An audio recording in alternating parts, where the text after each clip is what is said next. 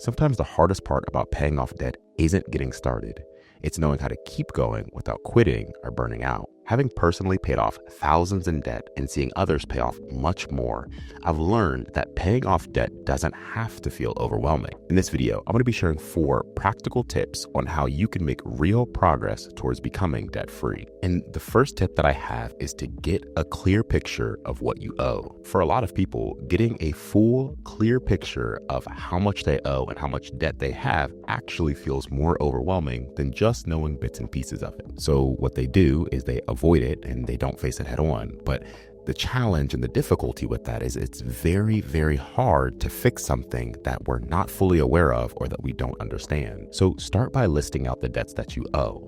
All of them, whether it's credit cards, whether it's student loans, whether it's car loans, whatever the debt that you have is, go ahead and write down exactly how much you owe and other things like the interest payment, the minimum payment, and the total balance on those debts. And what I'll say is that it might actually feel pretty uncomfortable at first, but this step is very, very crucial because it'll give you a full picture of what your financial situation looks like when it comes to debt. And you'll be able to map out a plan of how to pay that debt back without just randomly or sporadically throwing payments at it. You can think of it kind of like having a messy room. When you have a messy room, sometimes a good solution seems like just turning the lights off or keeping it dim inside so that you can't really see how bad the mess is. You continue to trip over things or have to step over clothes, but when you turn the lights on and when you illuminate the entire room, you might be shocked at what you see, but what it does is it gives you a great opportunity to come up with a plan and better tackle getting that room clean and in a state that you like to live in. Tip number 2 is to find and fix hidden spending. When you're trying to pay back debt, every single extra dollar counts. But what a lot of people don't realize is how much money is actually slipping through the cracks every single month. It might be unused subscriptions, forgotten memberships, or small daily habits like buying coffee outside of the house that can quickly eat away at your budget. And a great way to uncover these places and to reveal them to yourself is by reviewing your bank or credit card statements for even the last 30 days and ask yourself questions like, did I really need to pay for this thing? Can I get the same thing for less? Do I feel like I can live without this item for the time being while I'm trying to pay off my debt? Then, as you're going through your list, cut, pause, or reduce anything that you feel like really isn't adding that much value to your life right now, or again, is something that you can live without for the time being. And this doesn't mean that you can't spend money on the things that you love or the things that you enjoy. What it does mean, though, is that you need to be intentional about where your money is going so that you can redirect some of those funds towards paying down this debt.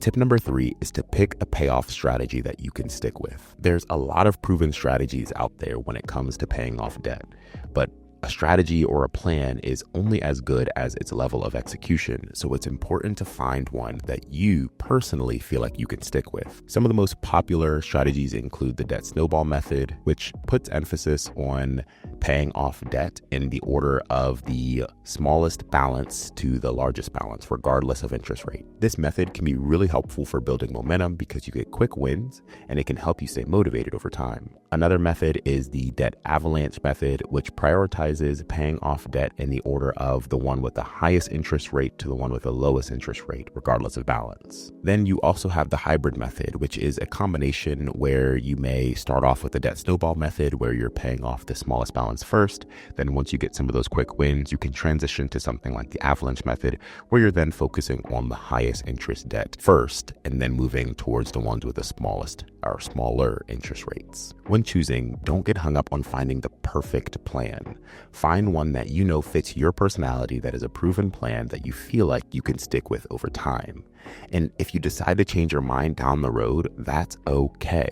Progress is progress. Just make sure that you're staying consistent. And tip number 4 is to automate extra payments when you can. In the book Atomic Habits by James Clear, it says you don't rise to the level of your goals, but you fall to the level of your systems. In other words, it's not about having more discipline or more willpower. It's about setting up systems that help you win by default. That's why automating your extra payments is such a powerful move.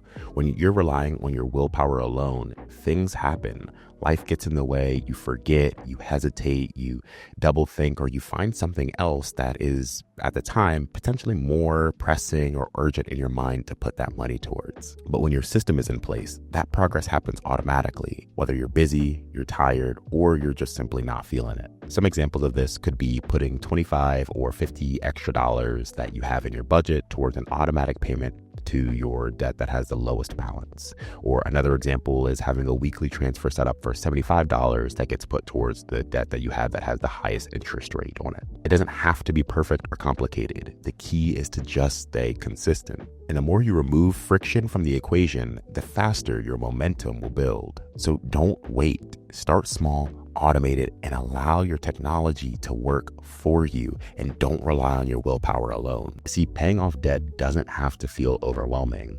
By following some of these tips and strategies, you can make real progress at a faster rate than you might realize. And listen, it is not about doing things perfectly.